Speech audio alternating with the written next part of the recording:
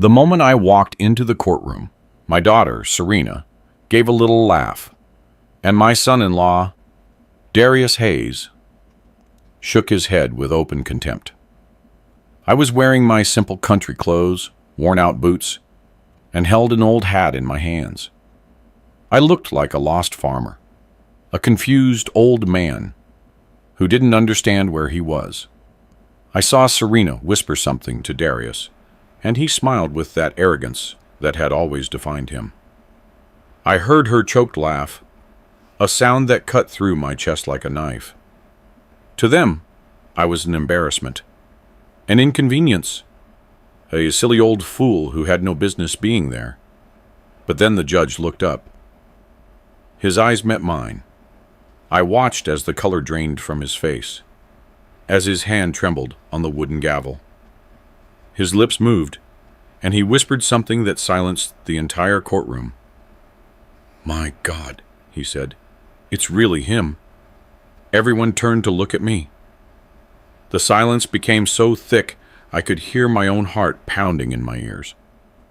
Serena stopped smiling. Darius frowned, confused, staring at the judge as if he'd lost his mind. They had no idea who I truly was. Not until that moment. Because to them, I was just Pop.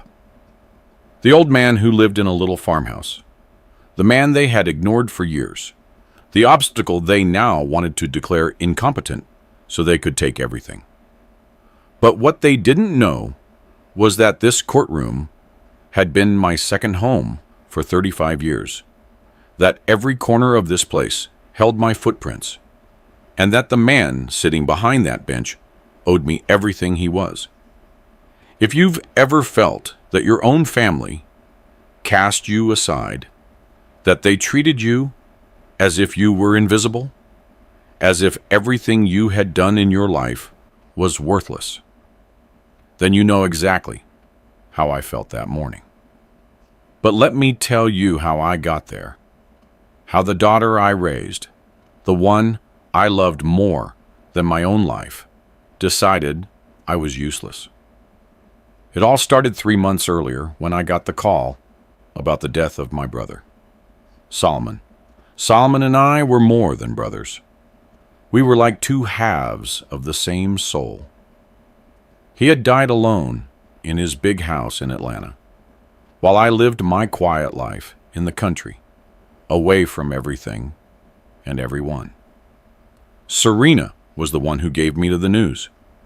Her voice sounded strange over the phone, too controlled, too cold. "Pop," she said, "Uncle Solomon passed away. We need to talk about his estate. There are legal matters to resolve." I could barely breathe. Solomon was gone, and I hadn't even been there to say goodbye. My older brother, the man who had taught me to be strong when our father died, the man who always believed in me, even when no one else did. But Serena didn't ask how I felt. She didn't offer comfort. She only spoke of papers, property, and inheritance. "We'll need you to come to the city," she said. "There are documents you have to sign." Something in her tone bothered me, but I was too overwhelmed by grief to pay attention. I agreed to go. I packed a small bag and drove the 4 hours to Atlanta, where Serena lived with Darius in that enormous house I never understood why they needed. When I arrived, Darius opened the door. He didn't even greet me with a hug.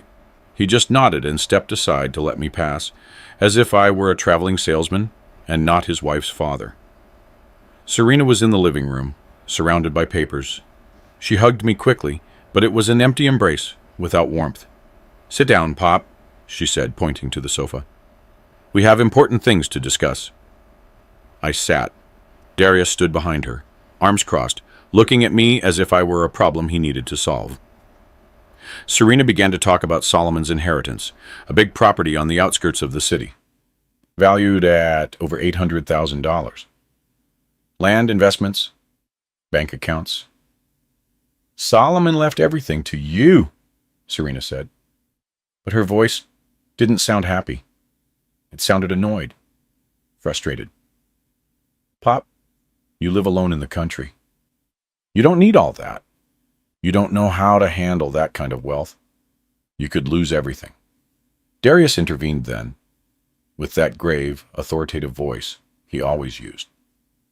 "Mr. Vance," he said, without calling me Pop or father-in-law, as if we weren't family at all. "The sensible thing would be for you to let us handle this. Serena is an attorney. I have business experience.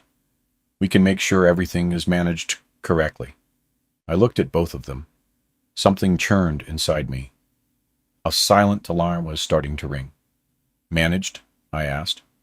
"Or kept?" Serena's face hardened. "Don't be ridiculous, Pop. We're trying to help you. You don't understand these things. You've been living like a hermit for years. The world changed, and you stayed behind." Her words hurt more than she could ever imagine, because she was right about one thing. After my wife died 5 years ago, I had withdrawn from everything. I had moved to the country, to a simple little house, to live in peace, away from the noise and lies of the city. But that didn't mean I was a fool. It didn't mean I had forgotten who I was before that quiet life. "I need time to think," I told them. "I'm not signing anything today." Serena exchanged a look with Darius, a look I didn't like at all.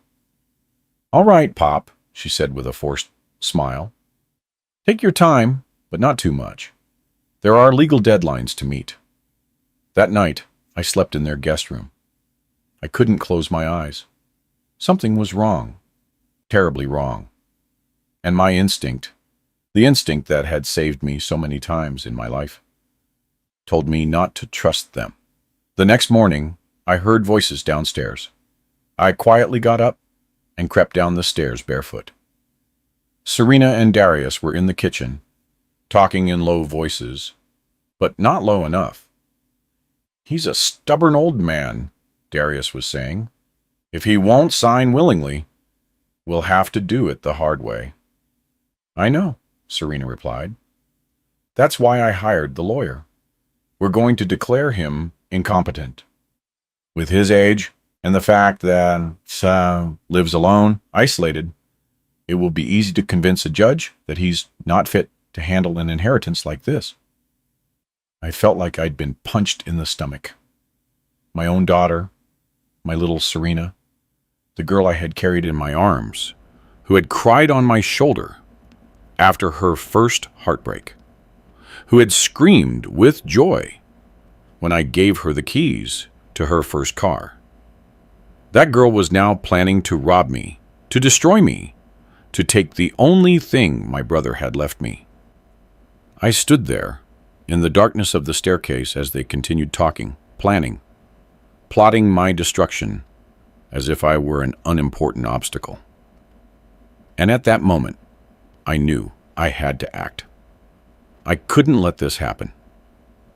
Because if Solomon had taught me anything, if I had learned anything in all those years, it was that a man doesn't give up. No matter how dark the night gets, no matter if the one who betrays you is your own blood. I drove back to the country that same morning without saying goodbye. I didn't want Serena and Darius to know I had overheard them. I needed time to think, to remember who I had been before I became this lonely old man living among chickens and tomato plants. I drove the 4 hours back, my hands clenched on the steering wheel, feeling rage and pain fight inside my chest. When I got to my little house, I sat on the porch with a cup of coffee and let the memories flood in. Solomon and I grew up in a humble family. Our father was a carpenter, and our mother was a seamstress. We didn't have luxuries, but we had something much more valuable. We had principles. Dad always told us that a man without his word is not a man. He's just a shadow walking. When Dad died, I was barely 17, and Solomon was 22. He left college to work and support me through school. He sacrificed for me without a second thought. He worked in a factory during the day and studied law by correspondence at night. Years later, when I managed to become a lawyer, Solomon was already finishing his degree. We graduated almost at the same time. He with honors, despite everything. And we both swore the same thing. We were never going to be like those corrupt lawyers we saw every day, those who sold their souls for money. Solomon went into legal business, always clean, always correct. I took another path. I became a judge at 32, one of the youngest in the district's history. And for 35 years, I sat on that bench, defending the only thing that matters, the truth. But being an honest judge in a corrupt world has a price. I refused bribes that would have made anyone rich. I faced death threats. I lost friendships. There were nights my wife cried in fear because someone had left a threatening note on our door. Serena grew up seeing all that. She grew up watching her father earn a modest salary while other judges built mansions. She grew up hearing her mother worry, watching me come home tired, exhausted from fighting battles that seemed to never end. Maybe that's why she chose to be different. Maybe that's why when she entered law school, she did so with an ambition that frightened me. "I don't want to be like you," she'd say. "I don't want to sacrifice myself for ideals that don't put food on the table." She met Darius in college. He came from a family with money, one of those families where shady business is disguised as legitimate enterprise. From the first day I saw him, I knew he wasn't right for my daughter, but she was in love, or so I thought. Now, I think what she loved was the life he could give her. I opposed the wedding. We had a terrible fight. Serena screamed things at me that I will never forget. She told me I was a failure, that I had wasted my life, being honest while others prospered. She told me she wasn't going to make the same mistake I did. My wife pleaded with me to give in, not to lose our daughter over pride. So I swallowed my rage and went to that wedding with a fake smile. I watched Serena marry a man I knew would destroy her someday. But it was her decision, her life. After that, our relationship was never the same. Visits became less frequent, calls shorter. When my wife became ill with cancer, Serena came to the hospital 3 times in 6 months. 3 times, always in a rush, always with excuses about important work, urgent cases, business trips. The day my wife died, I held her hand for hours. Serena arrived 2 hours after everything was over. She didn't cry. She just hugged me quickly and said she had to leave. She had an important hearing the next day. Darius didn't even come into the hospital. He stayed in the car, waiting for her. After the funeral, I rode the house in the city. I couldn't keep living there, surrounded by memories, surrounded by a life that no longer existed. I bought this little house in southern Georgia, with the little I had saved.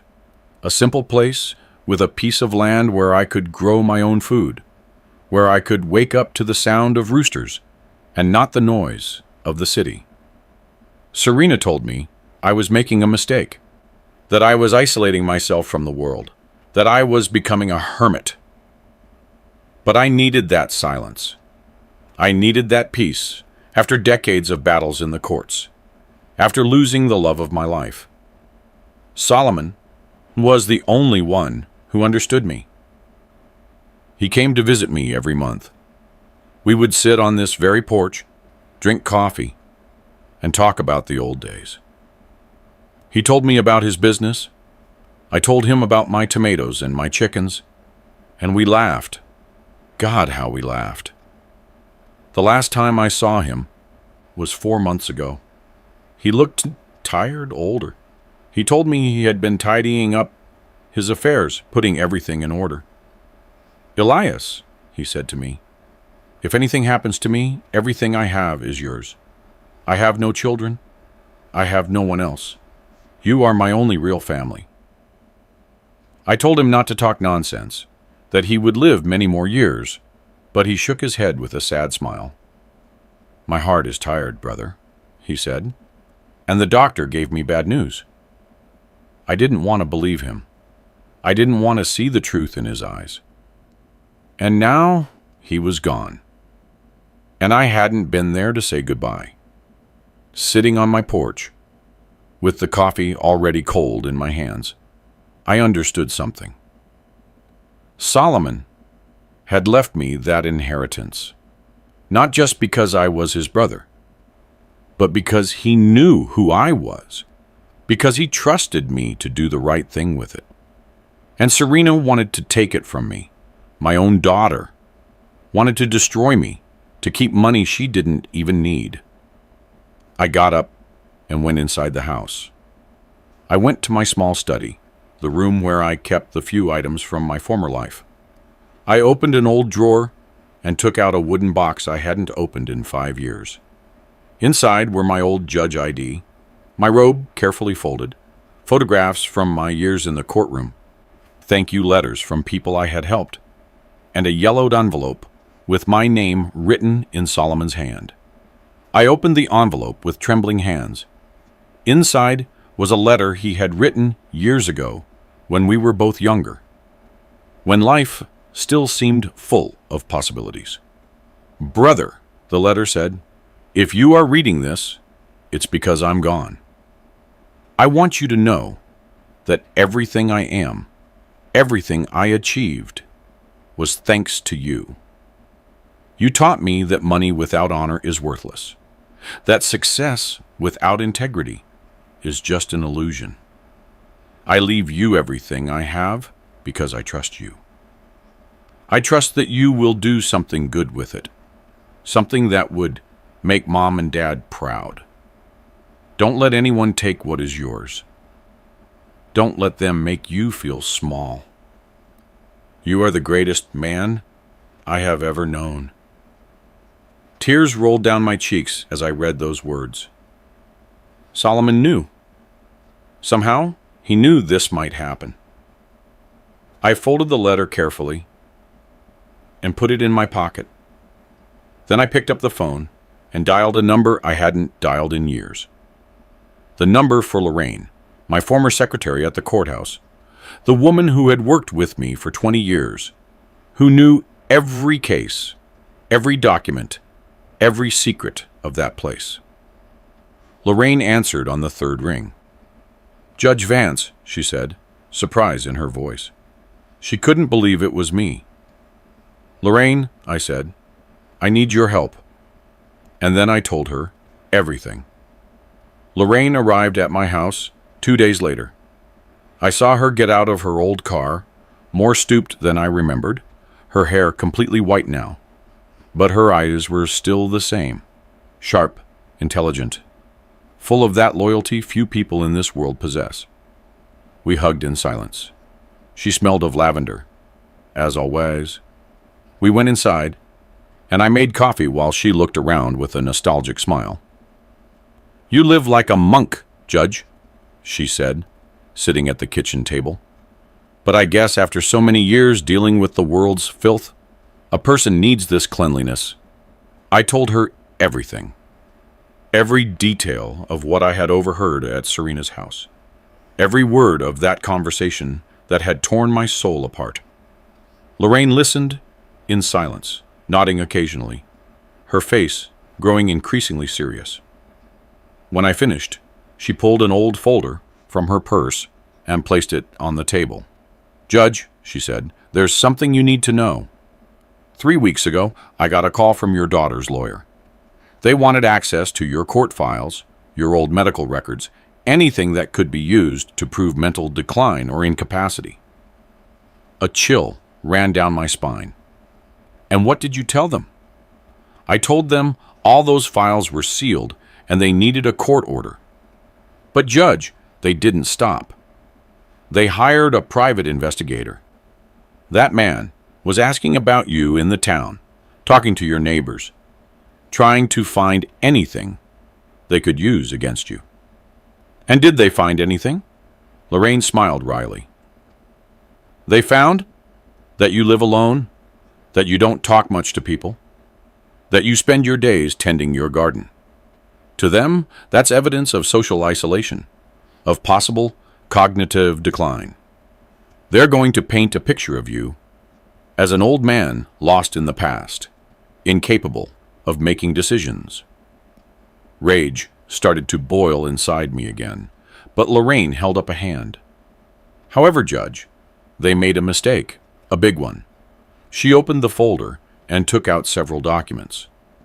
I never destroyed your files. I kept copies of everything. Your most important cases, your rulings, the letters of recognition, the testimonies of people whose lives you changed. And I kept something else. What? The records of certain cases where Darius Hayes' name appears. Your son-in-law isn't as clean as he thinks, Judge. 10 years ago, he was involved in a real estate fraud case. He was never formally charged because the main witness mysteriously disappeared. But the documents are there. The connections are there. I looked at the papers Lorraine had placed in front of me. They were copies of investigations, testimonies, suspicious transactions, everything perfectly organized, as only Lorraine knew how to do. Why did you keep this? I asked. Because you taught me something, Judge. You taught me that the truth must always have backup, that documents speak when voices are silenced. I kept this because I knew that someday it might be necessary. And it seems that day has arrived. We spent the entire afternoon reviewing the documents.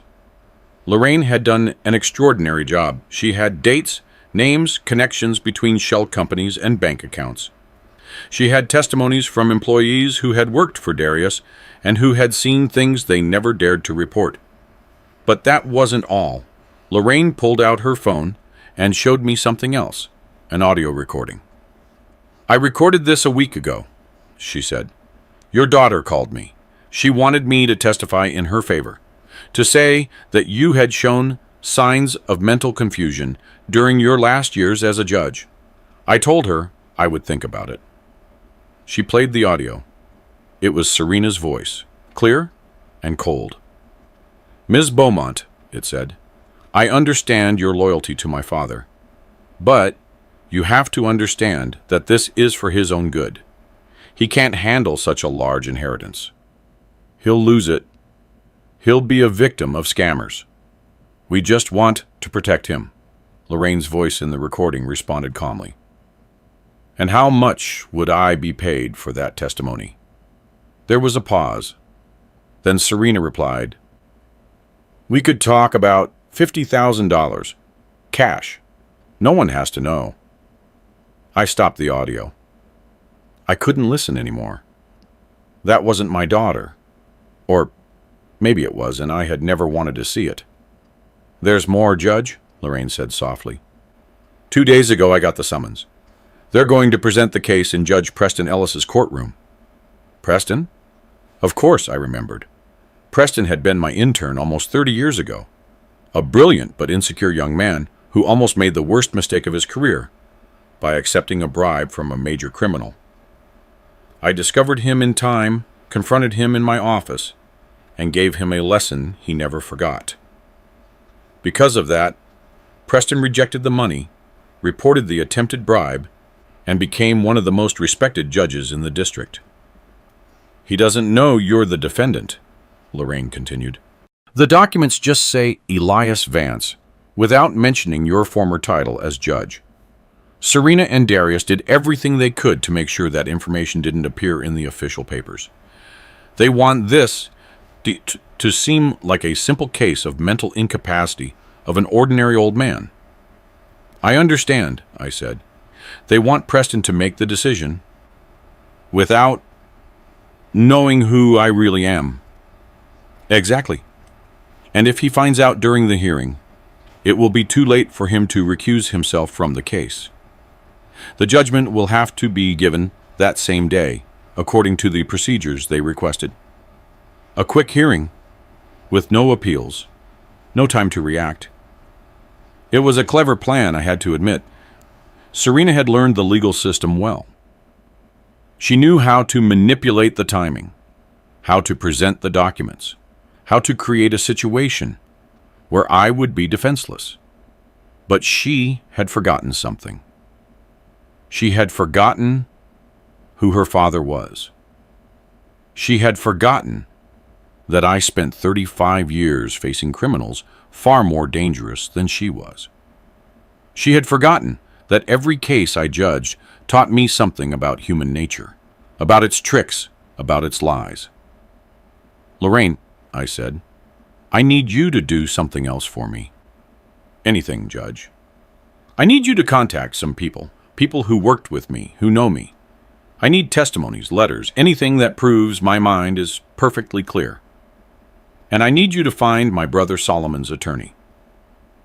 He has the original will documents. I want to know exactly what Solomon left and how."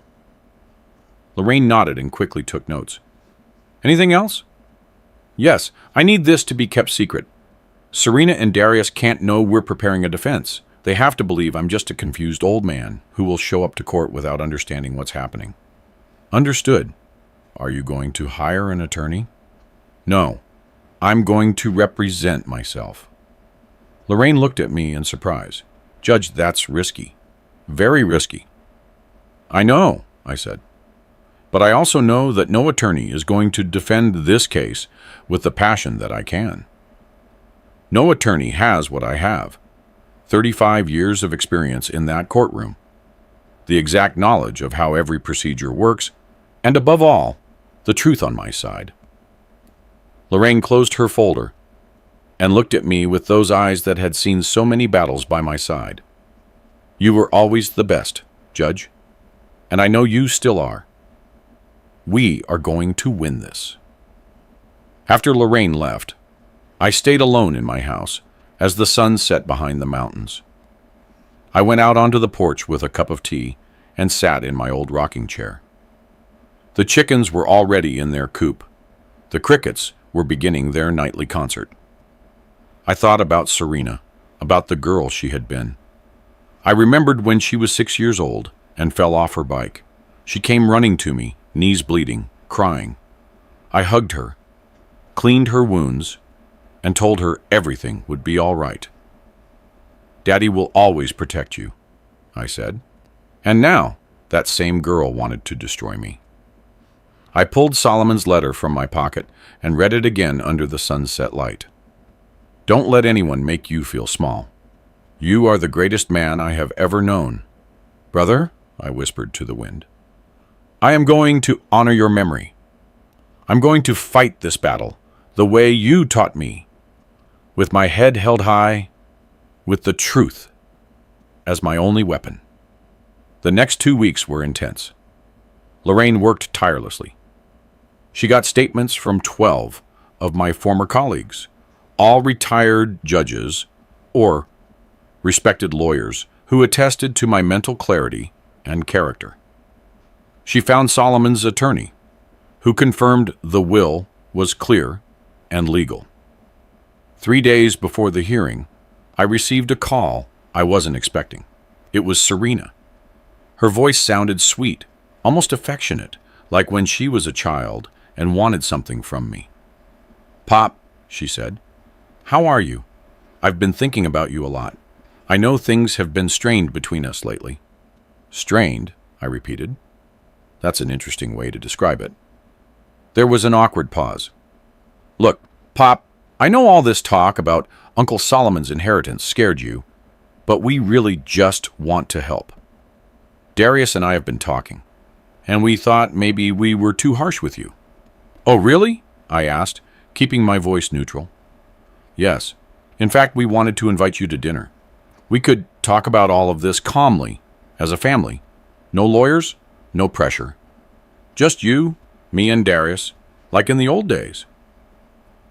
The old days never included Darius, I thought.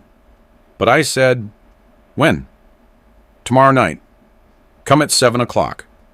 I'll make your favorite dish. That chicken and potatoes you loved." "All right," I said. "I'll be there." When I hung up, I knew exactly what they were doing. A final attempt to get me to sign something before the hearing. Or maybe they wanted to record me saying something they could use against me. They thought I was a fool, a naive old man who would fall into their trap. I called Lorraine and told her the plan. She warned me not to go, that it was too risky, but I needed to see how far they were capable of going. I needed to look my daughter in the eye one last time before the court. The following night, I drove to Atlanta. I arrived at their house at exactly 7 o'clock. Darius greeted me with a fake smile that didn't reach his eyes. "Mr. Vance, it's good to see you. Come in. Come in." The house smelled of home cooking, but everything felt staged, artificial. Serena came out of the kitchen, wiping her hands on an apron. She looked so much like her mother in that moment that my heart ached. "Daddy," she said, hugging me, "I'm so glad you came. Come, sit down. Dinner is almost ready." We sat in the elegant dining room with those expensive dishes that always seemed unnecessary to me. Serena served the chicken, but I could barely eat. Every bite tasted like betrayal. Darius started the conversation with his false kindness. "Mr. Vance, we've been thinking a lot about your situation. The house in the country, living alone at your age, with no one to help if something happens. It must be very lonely." "I have everything I need," I replied. "But Pop," Serena intervened, "it's not just what you need now. It's about your future. What if you get sick? What if you have an emergency and no one is around? We worry about you." Her words sounded rehearsed, like a badly acted script. I looked into her eyes, searching for a glimpse of the girl I had raised. But I only saw calculation. I only saw ambition disguised as concern. "It's funny that you worry so much now," I said. "You didn't worry when your mother was dying. You didn't worry for the last 5 years while I lived alone. But now that $800,000 is at stake, suddenly I'm your priority." Serena's face hardened. "That's not fair, Pop. That's not fair." I looked at her directly. "I heard your conversation with Darius 3 weeks ago. I know exactly what you're planning. I know you want to declare me incompetent to keep Solomon's inheritance." The silence that followed was dense as concrete. Darius dropped his fork. Serena paled, then turned red. "You spied on us," she said, her voice trembling with rage. "I was in your house," I replied. "I came downstairs for a glass of water and heard my own daughter planning to destroy me. It wasn't spying, it was finding out who you really are." Darius stood up abruptly. "You don't understand anything, old man. That money should be ours. Serena is the only family he has left. It's natural for her to inherit." "Solomon decided who to leave his estate to," I said, remaining calm, though inside I felt like a volcano. "And he left it to me because he knew you two would do exactly this." Serena also stood up. Her face was transformed by anger. "You know what, Pop? You're right. If I want that money, I deserve it after years of watching you waste your life on your stupid principles. While other judges got rich, you lived like a poor man for your integrity. Look where that integrity got you. A miserable little house in the country, alone and bitter." Her words were knives, each one designed to hurt. And they succeeded. But I wasn't going to give her the satisfaction of seeing me bleed. "At least I can look at myself in the mirror," I said, getting up as well. "At least I never betrayed my family for money. At least I know what honor means." "Honor?" Darius laughed scornfully. "Honor doesn't pay the bills, Mr. Vance. Honor doesn't build businesses. Honor is for fools like you who end up old and alone." I walked toward the door. Serena followed me. "Pop, wait." Her voice now held a tone of panic. It doesn't have to be this way. We can reach an agreement. We can split the inheritance, 50-50. You keep your part. We keep ours. I stopped and turned to look at her. And there I saw what I had been denying myself for years. I saw that my daughter had become someone I didn't know, someone my wife would not have recognized, someone who had sold her soul for a life of luxury and appearances. There is no possible agreement, Serena. Solomon wanted me to have that inheritance, and I am going to respect his will. If you want to fight for it, I'll see you in court. Fine, she said, and her voice became cold as ice. I'll see you in court. But I warn you, Pop, I have witnesses who are going to testify about your mental state. I have documents that prove your social isolation. I have everything I need for a judge to declare you incompetent. And when he does, you will not only lose the inheritance, you will also lose control over your own life. You'll be assigned a guardian, and that guardian will be me. The threat hung in the air like poison.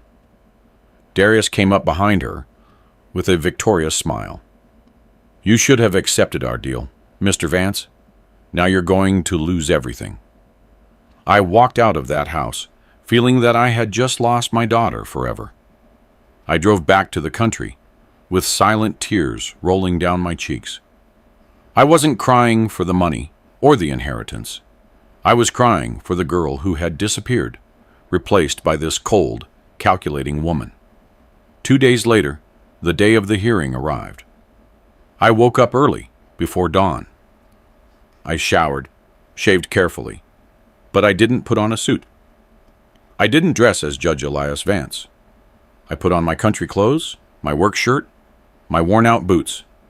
I wanted Serena and Darius to see me exactly as they saw me, as a simple, defenseless, old farmer.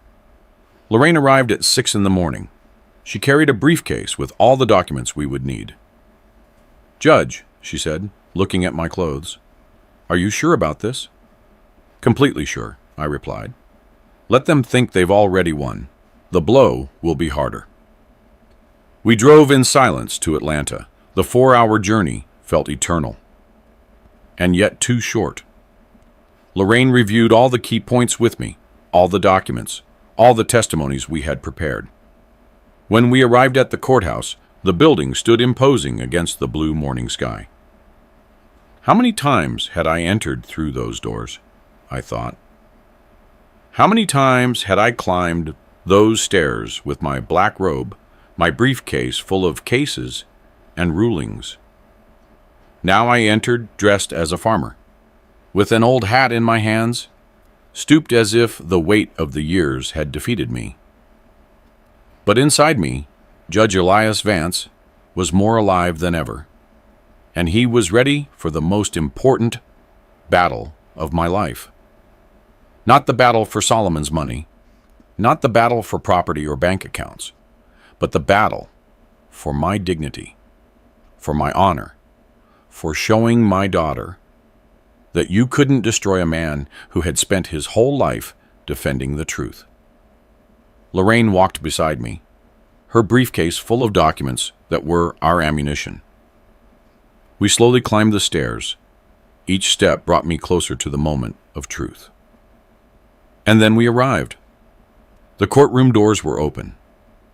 Inside, I could see Serena and Darius sitting with their lawyer, a young man in an expensive suit who probably charged $500 an hour. Serena looked confident, elegant, in a perfect business dress. I took a deep breath and pushed the doors open. The sound made every head turn toward me. I saw Serena's smile. I watched as Darius nudged their lawyer and pointed toward me with his chin, as if to say, "Look, there's the old fool." I walked slowly down the center aisle, dragging my feet a little, stooped, with my hat clutched in my hands. I looked exactly like what they wanted me to look like. A confused old man, out of place, lost in a world he no longer understood. Serena leaned into Darius and whispered something. He laughed quietly, shaking his head with contempt. That moment was etched into my memory like a photograph. The moment my own daughter publicly mocked me, believing she had already won. But then something changed in the room. Judge Preston Ellis entered through the side door. He wore his black robe, his face serious and professional. He walked toward his seat without looking at anyone, as befits a judge starting a hearing. Everyone stood up. The bailiff announced, "Court in session, His Honor, Judge Preston Ellis presiding." Preston sat down and began to organize his papers. He started reading aloud. Case number 45,328. Petition for declaration of mental incapacity, presented by Serena Vance Hayes against Mr. Elias Vance. His voice was firm, professional. He hadn't looked at me yet. He was following the procedure as he should, reading the documents before addressing the parties. He continued, "The petitioner alleges that Mr. Elias Vance, aged 66 years, is not in appropriate mental condition to manage the assets inherited from his deceased brother, Solomon Vance, whose estate is valued at approximately $800,000. The petitioner requests to be designated as the legal guardian of the defendant." Serena was smiling. Darius nodded with satisfaction. Their lawyer already had his first folder open, ready to present his case. And then Preston looked up from his papers. His eyes swept the room. First, he looked at Serena and her lawyer. Then his gaze moved to where I was sitting, alone on the defendant's bench, in my country clothes, with my hat in my lap. Our eyes met. I watched as the color left his face. I watched as his hands, those firm hands that held the gavel of justice, began to tremble. His mouth opened slightly, as if he wanted to say something. But the words were stuck in his throat. He stood up abruptly, so fast that his chair rolled backward with a harsh sound. The papers on his desk shifted with the wind of his sudden movement. "My God," he whispered. His words were barely audible, but in the absolute silence of the room, everyone heard them. My God, is it really him? All heads turned toward me. Serena's lawyer frowned, confused. Serena stopped smiling. Darius leaned forward, trying to understand what was happening. Preston gripped the edge of his desk as if he needed physical support. Judge Vance," he said, and his voice broke. "Are you Judge Elias Vance?" It wasn't a question. It was a statement filled with shock, disbelief, and something that looked a lot like fear. I stood up slowly. I let my posture change.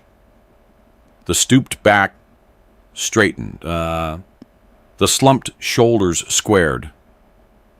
The low-held head lifted with dignity. In that moment, I stopped being the confused old farmer and became who I had always been. "Yes, Preston," I said, my voice clear and firm. "It's me." The silence that followed was absolute. No one breathed. No one moved. It was as if time itself had stopped in that courtroom.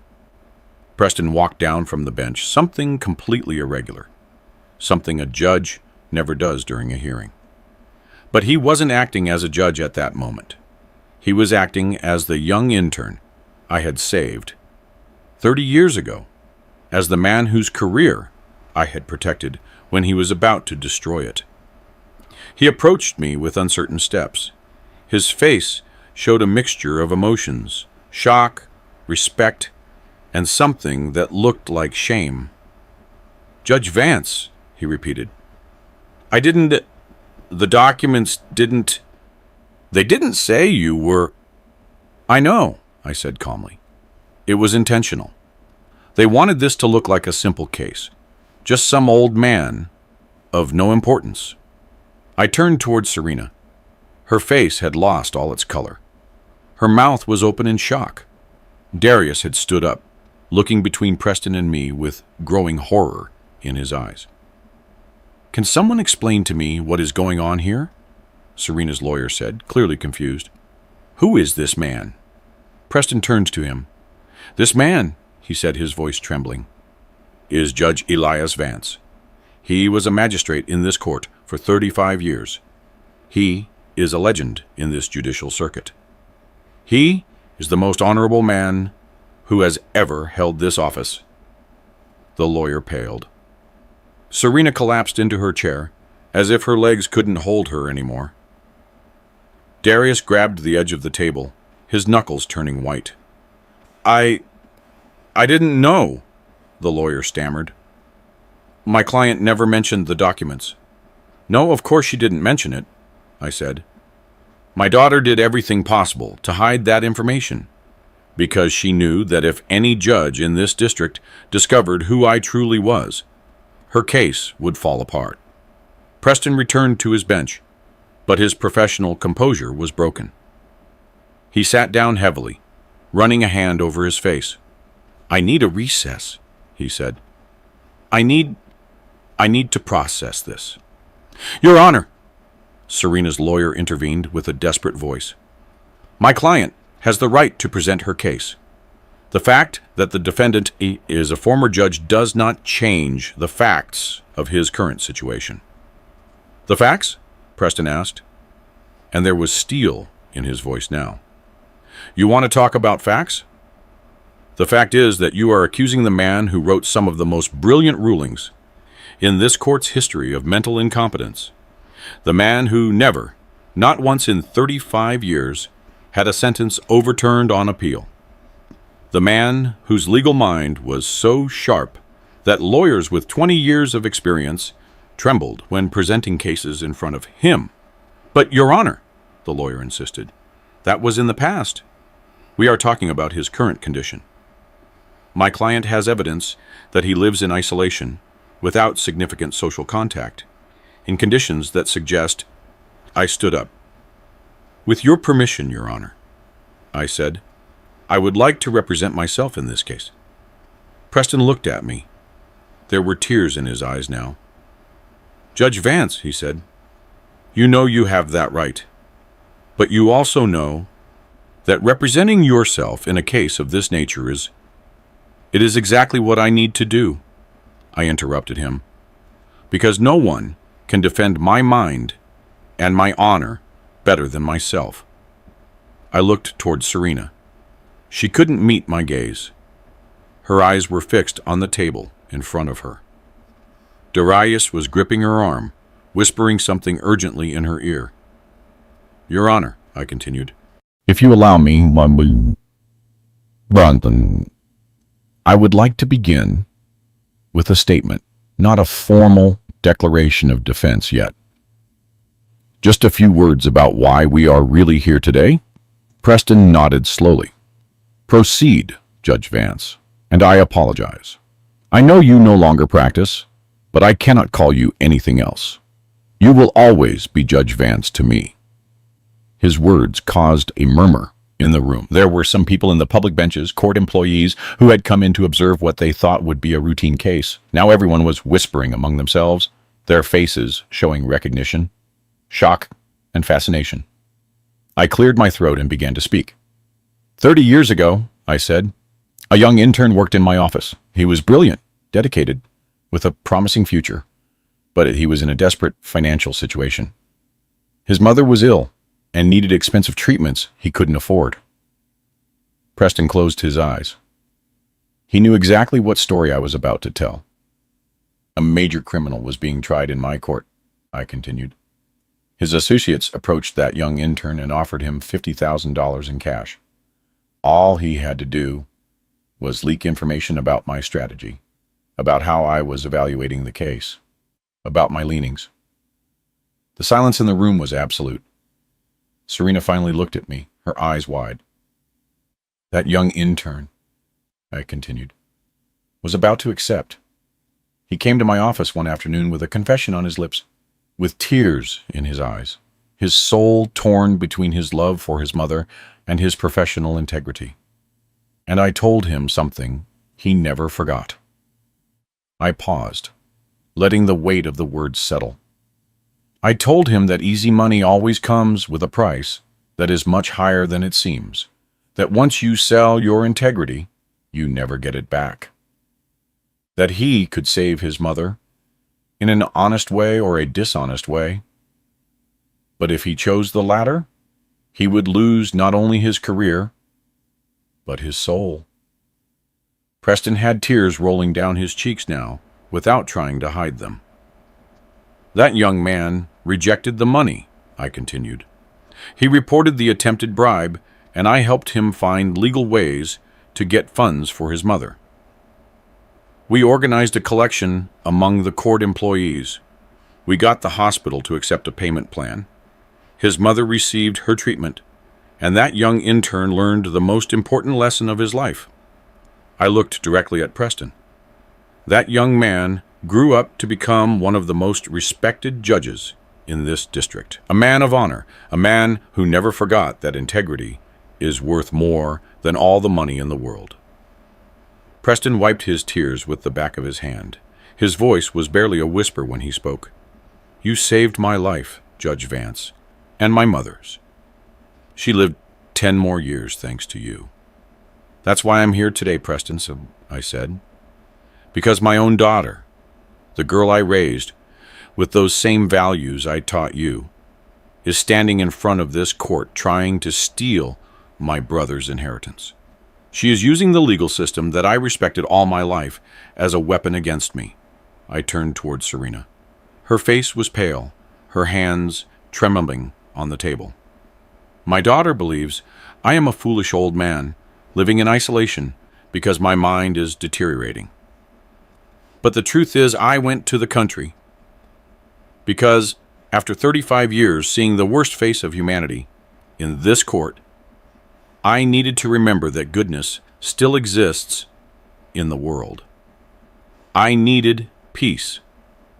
After losing my wife, I needed silence after decades of shouting and arguing. Serena's lawyer tried to intervene. Your Honor, this is very emotional, but it does not change the facts of the case.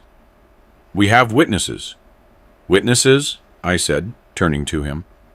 What kind of witnesses? The private investigator they hired to spy on me? The neighbors they interrogated, trying to find anything at all, that they could twist to make me look bad. I took some folded papers from my pocket.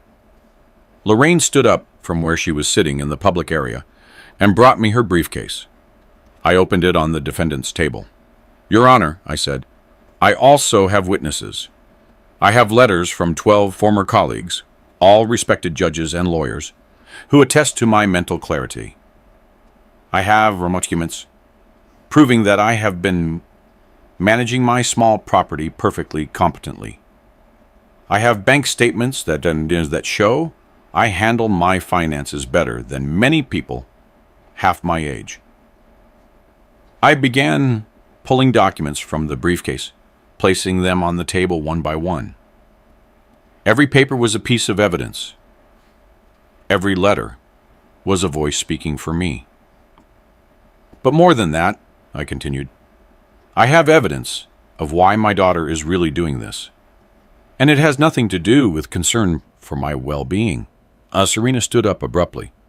Pop, please? Her voice cracked. Don't do this. Don't do what, Serena? I asked. Don't tell the truth? You had no problem planning my destruction. Why should I have a problem exposing you? Lorraine approached and handed me a small recorder. I placed it on the table where everyone could see it. Your Honor, I said, this recording was made 1 week ago. It is a telephone conversation between my daughter and Ms. Lorraine Beaumont, who was my secretary for 20 years in this court. Preston leaned forward. Proceed. I pressed the playback button. Serena's voice filled the room, clear and cold.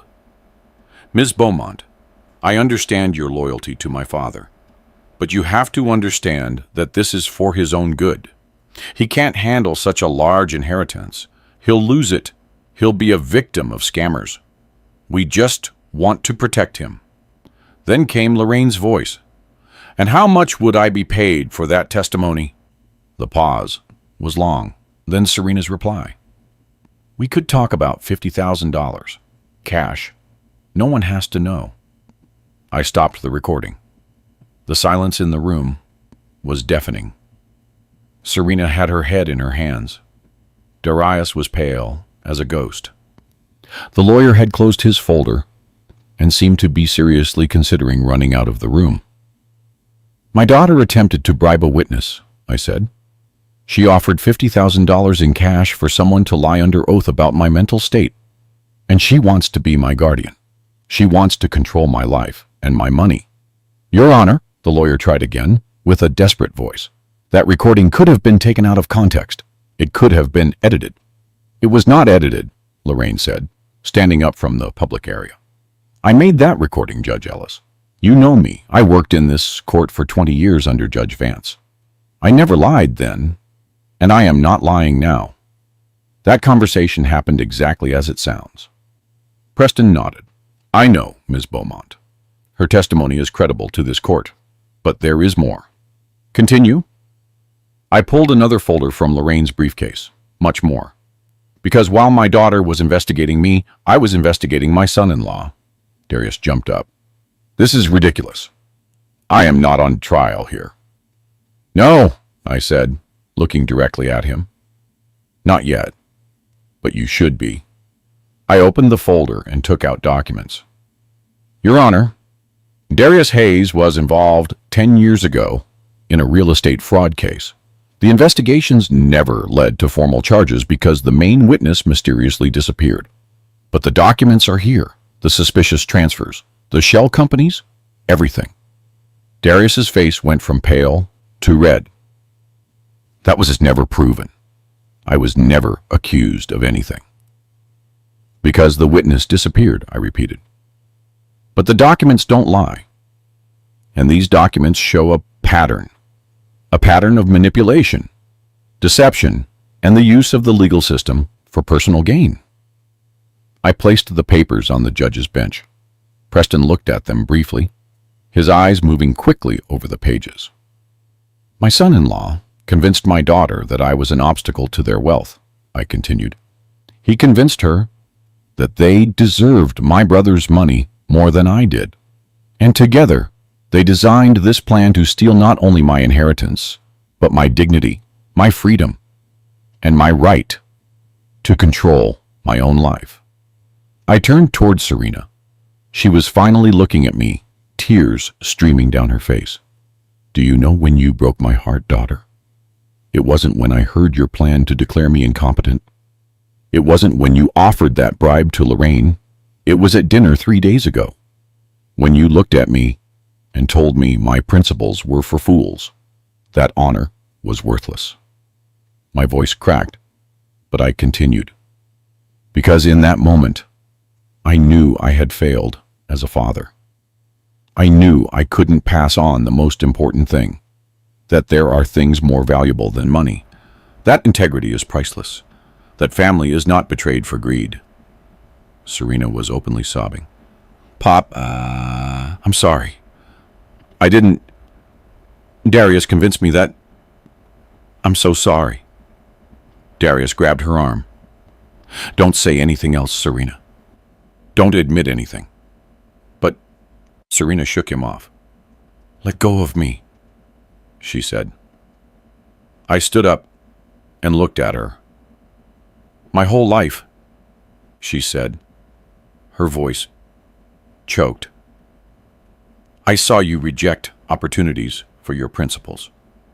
I saw others prosper while you barely survived on your judge's salary. I saw Mom worry about medical bills while you worried about justice, and I swore I wouldn't be like that. I swore I would take opportunities, that I would be successful, that I would have the life you never gave us. Her words were like daggers, but she was finally telling the truth. She was finally showing what was really in her heart. And look where that led you, Serena, I said softly. It led you to this courtroom, trying to destroy your own father. It led you to offer bribes, to manipulate the system, to become exactly what I spent 35 years fighting. She covered her face with her hands, her sobs filling the room. Preston gently tapped his gavel. "Mr. Hayes," he said, "sit down. Mrs. Vance Hayes, sit down. This court needs a 30-minute recess to review all this evidence." "But, Your Honor," Serena's lawyer protested, "my client is clearly under emotional stress. Perhaps we should postpone."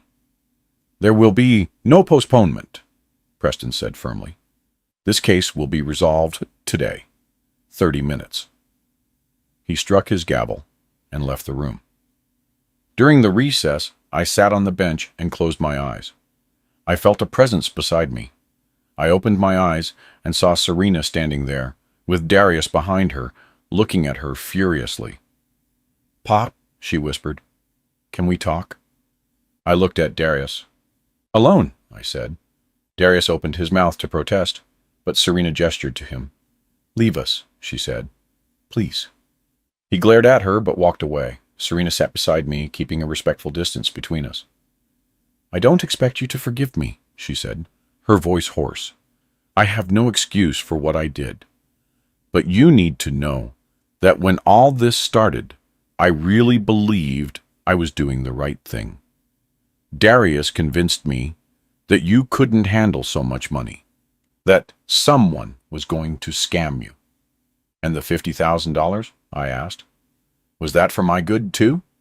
She lowered her head. "No, that was when I was already too deep into this. When I had already crossed so many lines that one more didn't seem to matter." I looked at my daughter. Tears had ruined her perfect makeup. Her hair, always so neat, was disheveled from running her hands through it. She looked small, lost, like when she was a child and had done something wrong. "When did you become this?" I asked. "When did you stop being the girl who cried when she saw injustice? The one who told me she wanted to be like me when she grew up?" "When I understood that being like you meant sacrificing everything," she replied. "When I saw Mom cry because we couldn't pay the medical bills on time. When my friends went on vacation to Europe, and I worked all summer to pay for college. When you decided that money mattered more than everything else," I interrupted her. "Serena, your mother never blamed me for our struggles. She was proud of me, proud that her husband was a man of principle. She was trapped in that life with you," Serena said bitterly. "Your mother loved me," I said, my voice trembling.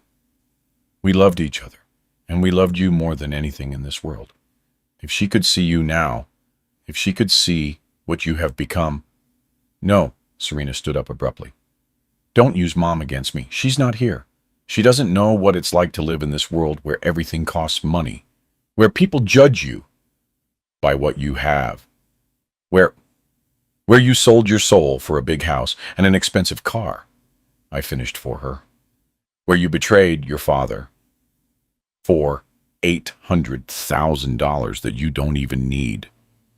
She looked at me with eyes full of mixed pain and rage.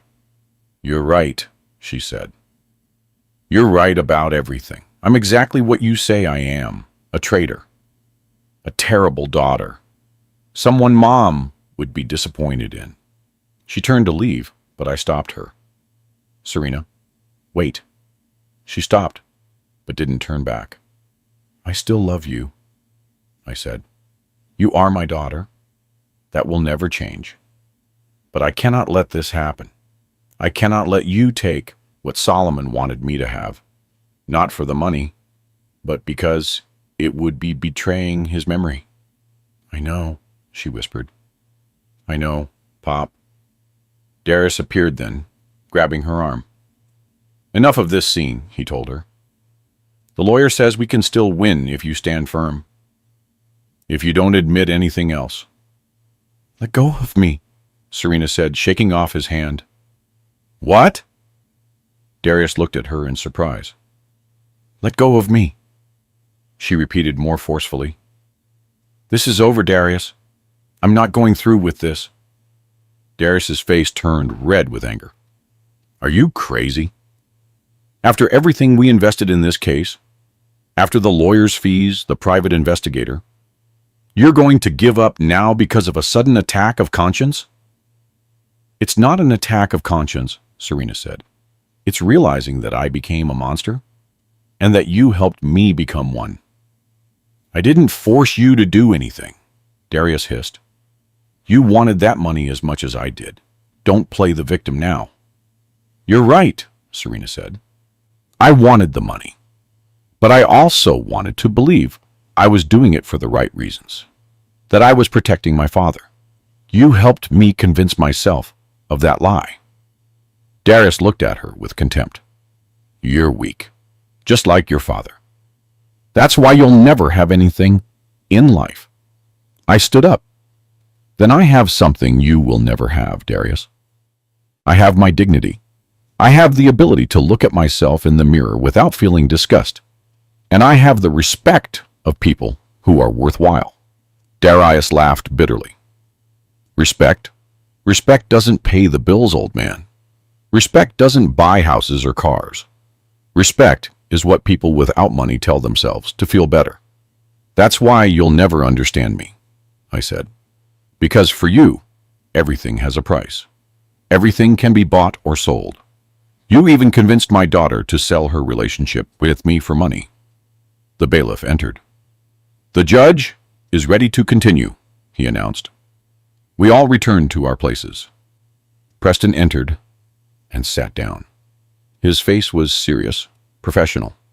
He had recovered his composure now. After reviewing all the evidence presented, he began, "This court has reached several conclusions. First, there is absolutely no evidence that Mr. Elias Vance suffers from mental deterioration or incapacity to manage his own affairs. On the contrary, the evidence demonstrates a clear, organized, and perfectly competent mind." Serena's lawyer sank into his chair. Serena stared blankly at the table. Darius clenched his fists. "Second," Preston continued, "this court finds that the petition was presented under false pretenses with the intent to manipulate the legal system for the personal gain of the petitioners. The evidence of the attempted bribe is particularly concerning." He looked directly at Serena. "Mrs. Vance Hayes, your behavior in this case has been not only inappropriate, but potentially criminal. This court is considering referring this matter to the district attorney's office for possible investigation of attempted bribery and perjury." Serena paled further. "Your Honor," her lawyer whispered, "my client is willing to withdraw the petition." "There is nothing to withdraw," Preston interrupted him. "This court rejects the petition completely and without possibility of appeal. Mr. Elias Vance maintains full legal capacity over all his affairs and property." He struck his gavel firmly. "Case closed." But Preston did not stand up. He remained seated, looking at me. "Judge Vance," he said, "if you will allow me a personal comment off the official record." "Proceed," I said. "You taught me that justice is not just laws and procedures. It is about doing the right thing, even when it's hard, even when it hurts. Today, you reminded me of that lesson. And this court, this district, all of us owe you much more than we can ever repay." He stood up and came down from his bench once more. He approached me and extended his hand. "Thank you, Judge Vance, for everything." I took his hand. His eyes were moist again. "You were a good student, Preston, and you are a great judge. Your mother would be proud." He nodded, unable to speak. Then he turned and quickly left the room. The room began to empty. Serena's lawyer packed his things quickly and left without looking back. Darius stood up and looked at Serena with fury. "This is your fault," he told her. "Your weakness cost us everything." "No," she replied, her voice tired. "My ambition cost us everything. Now go." Darius looked at her as if he were going to say something more, but finally he shook his head in disgust and walked out of the courtroom. His steps echoed on the marble floor, each one taking him farther away from us. Serena remained seated, immobile, staring at her hands on the table. Lorraine approached me and whispered, "Judge, we have to go. There are papers to sign at the registry office to secure the inheritance." "I know," I replied. Give me a moment." I walked over to Serena and sat down beside her again. The courtroom was almost empty. Only the bailiff at the door and a clerk collecting papers remained. "What are you going to do now?" I asked her. She shrugged without looking at me. "I don't know. I guess Darius is going to file for divorce. That whole idea was his from the beginning. Now that it failed, I'm useless to him. And what do you want?" She finally looked at me. Her eyes were red, swollen from crying. "I want to go back in time. I want to be the girl who thought her pop was a hero again. I wish I had never met Darius. I wish Mom were here to tell me what to do." "Your mother would tell you to admit your mistake, to face it, and to work to be better," I said. "She would tell you that one mistake doesn't define who you are, but what you do next does." "You lost 10 years of your life with that man," I continued. 10 years letting him convince you that principles are for fools. 10 years moving away from who you really are. Don't lose one more day." "Will you ever forgive me?" she asked, her voice small. I sighed. "I don't know, Serena. Right now, I'm too hurt to know how I feel. But know this, the door to my house will never be closed to you. If you ever decide to go back to being the daughter I raised, if you decide to reject everything Darius taught you, and remember what your mother and I tried to give you, then we will talk." She nodded, tears rolling down her cheeks again. "I'll try, Pop. I don't know if I can change that much, but I'll try." I stood up. Lorraine was waiting for me at the door with her briefcase. I walked toward her, but stopped and turned, one last time. "Serena," I said. She looked up. "Your mother used to say that the road back home is always lit, no matter how dark the night." I left the courthouse with Lorraine. The afternoon sun hit my face, warm and bright. I took a deep breath, filling my lungs with fresh air after hours in that closed room. "You did it, Judge," Lorraine said with a smile. "I knew you would." "It doesn't feel like a victory," I replied. "Because it's not," she said wisely. "It's justice, and justice sometimes hurts, even when it's necessary." We spent the next 2 hours at the registry office signing documents, establishing accounts, transferring properties. Solomon's inheritance was substantial. The big house on the outskirts of Atlanta, agricultural land, investments, all now legally mine, protected from any future attempts to take it. When we finished, it was already night. Lorraine offered for me to stay at her house, but I needed to return to my home. I needed my little house, my porch, my chickens. I needed the silence of the country after the noise of this day. I drove back under a sky full of stars. The 4 hours felt endless. My mind kept replaying moments of the day. Preston's face recognizing me, the recording of Serena's voice, offering the bribe, the tears in her eyes when she spoke to me at the end. When I reached my house, it was almost midnight. The porch lights were off. Everything was dark and silent.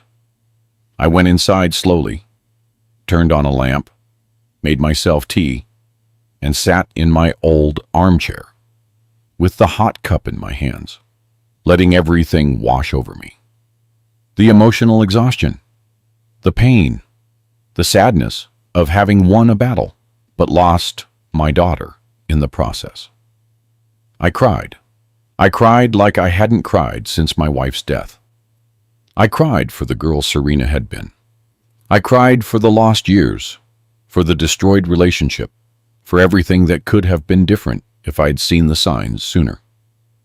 But I also felt something else. I felt relief. Relief at having defended my dignity. Relief at having honored Solomon's memory. Relief at knowing that I could still fight when necessary, that I hadn't become the defenseless old man Serena thought I was. The following days were strange. I returned to my routine, waking up with the sun, feeding the chickens, working in the garden. But something had changed inside me. I no longer felt like a man hiding from the world. I felt like a man who had consciously chosen his path. 1 week after the trial, I received a call from a different lawyer.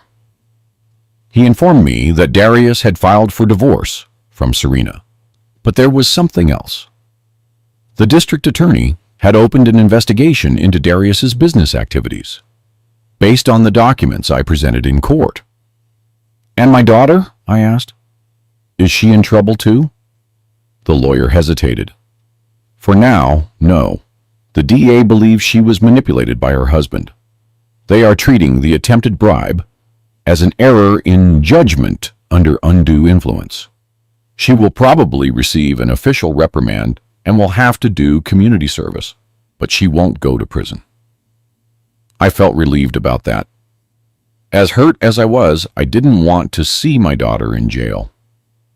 2 weeks later, I drove to Solomon's house for the first time since his death. It was a beautiful property on the outskirts of Atlanta, with large gardens and old trees. The house itself needed work, but it had good bones, as my brother used to say. I walked through the empty rooms, my steps echoing on the wooden floors. In his study, I found photographs of the two of us when we were young, when everything was simpler. I also found an envelope with my name on it. Inside was another letter from Solomon, this one more recent. "Brother," it said, "if you are reading this, it's because you finally came to see the house. I know you probably had to fight to get here. I know your daughter better than you think. I know how that man she married changed her." The letter continued. "Don't blame her too much, Elias. We all make mistakes when we confuse success with happiness. But I believe in her. I believe she will eventually remember who she is. Give her time. About the house. Don't sell it. Turn it into something that would have made Mom and Dad proud. Something that helps people. You'll know what to do." I folded the letter carefully and looked around. And at that moment, I knew exactly what to do. I hired architects and builders. I spent the next 3 months overseeing renovations. I converted Solomon's house into a free community legal aid center, a place where people without resources could get legal help from volunteer attorneys, a place where the principles Solomon and I shared could live on. I named it the Solomon Vance Legal Center. On the entrance plaque, I engraved a phrase our father used to tell us: "Justice is not a privilege, it is a right." On the opening day, many people came. Retired judges, young lawyers wanting to volunteer their time, families in need of help. Preston was there at the inauguration, and so was Lorraine. They gave speeches about Solomon, about me, about what this center meant to the community. I listened from the back, not wanting to be the center of attention. This wasn't about me. It was about something bigger. When everyone left and the sun began to set, I stayed alone in the center's garden. I sat on a bench under an old tree and thought about everything that had happened. How a moment of betrayal had led to this moment of purpose. I heard steps behind me. I turned and saw Serena standing there in simple clothes, without makeup, her hair pulled back in a ponytail. She looked younger, more like the girl I remembered. "Hello, Pop," she said, her voice uncertain. "Lorraine told me about the opening. I hope you don't mind that I came." "I don't mind," I replied. "Sit down." She sat on the bench, keeping a respectful distance. We looked at the building together. With its bright plaque at the entrance, "What you did is beautiful," she said. "Uncle Solomon would be proud." "I hope so." There was a long silence, then she spoke. "Darius and I divorced last week. He kept the big house, the expensive car, all the things I thought mattered. I moved into a small apartment. I started doing community service as part of my sentence. I'm working at a shelter for women who are victims of domestic violence, helping them with basic legal matters." I looked at her, surprised. "And how do you feel about that?" She smiled slightly. "Exhausted, humbled, and for the first time in years, I feel like I'm doing something that matters. Those women don't know me as the successful lawyer with the big house. They know me as Serena, someone who understands what it's like to be lost and want to find the way back." "I realized something, Pop," she continued. "All these years, I thought Mom had been unhappy with you because we didn't have money. But going through her things after the divorce, I found her diary, and she wrote, over and over, that she was the happiest woman in the world, that she would rather have little money with a man of honor than all the wealth in the world with someone corrupt." Tears streamed down her face. I completely misinterpreted everything. I took her worry about money as resentment toward you when she really just wanted to make sure we had enough. But she never doubted you. She never wanted you to be different. I took her hand. Your mother was wise, and she loved you so much. She wanted you to be successful, yes, but not at any cost.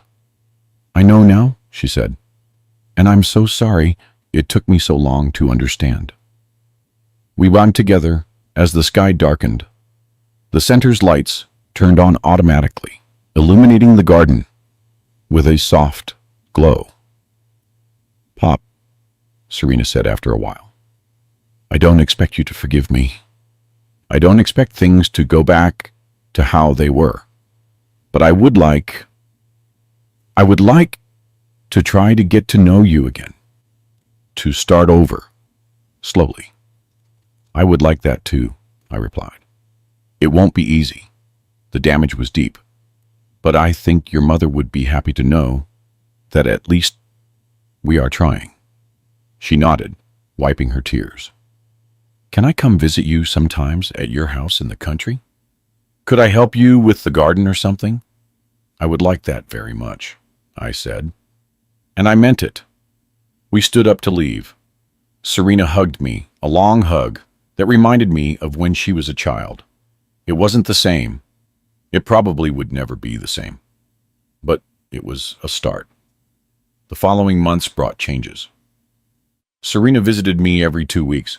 At first, the visits were awkward, full of long silences and superficial conversations. But little by little, as we worked together in the garden or sat on the porch drinking coffee, we started to remember how to talk to one another. She told me about her work at the shelter, about the women she was helping, about how she was rediscovering why she wanted to be a lawyer in the first place. I told her about the community center, about the cases the volunteer lawyers were handling, about the difference we were making. One day, 6 months after the trial, Serena arrived with a proposal. "Pop," she said, "I've been thinking. The center needs more help, and I need to do something meaningful with my career. I can volunteer my time there." I looked at her, surprised. "Are you sure? It's a lot of work and it doesn't pay anything." "I know," she said, "but maybe that's exactly what I need. Work that isn't for money, but for something bigger."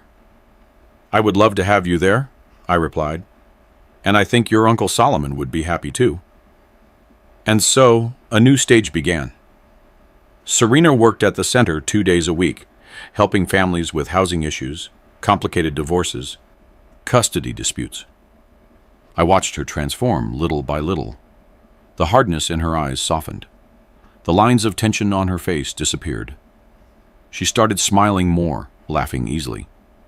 1 year after the trial, the center had already helped over 300 families. Preston got us government funding to hire permanent staff. Lorraine became the administrator, bringing all her experience and organization to the project. I divided my time between my little house in the country and the center in Atlanta. I had found a balance between the peace I needed and the purpose that made me feel alive. One afternoon, as we were closing the center, Serena and I stayed alone in the garden. She was looking at the plaque with Solomon's name. "Do you think Uncle Solomon forgave me?" she asked. "For what I tried to do?"